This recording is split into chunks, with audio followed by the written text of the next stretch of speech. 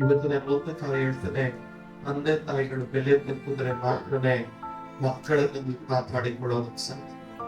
ನಂಬಿಕೆ ಅನ್ನೋದು ಬೆಲೆ ತೆತ್ತಲೇಬೇಕು.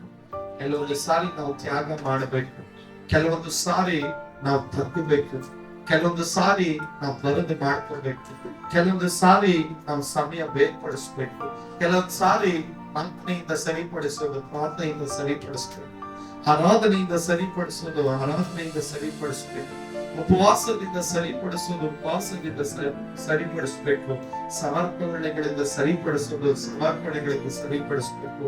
ಹಣದಿಂದ ಒಂದು ಕುಟುಂಬ ಕಟ್ಟಕ್ಕಾಗಲ್ಲ. ಹಣದಿಂದ ಕುಟುಂಬಕ್ಕೆ ಬೇಕಾಗಿರುವುದನ್ನ ತರಬಹುದೇ ಹೊರತು ಹಣದಿಂದ ಕುಟುಂಬ ಕಟ್ಟಕ್ಕಾಗಲ್ಲ. ಕುಟುಂಬನ ಕಟ್ಟಬೇಕಾಗಿರೋದು ನಂಬಿಕೆಯಿಂದ. ಆದ್ರಿಂದ ನೀನ್ ಏನ್ ಮಾಡ್ಬೇಕು ಅಂತ, ನಿನ್ನ ಕುಟುಂಬವನ್ನ ನಿನ್ನ ನಂಬಿಕೆಯಿಂದ ಬಚ್ಚಿಡಬೇಕು.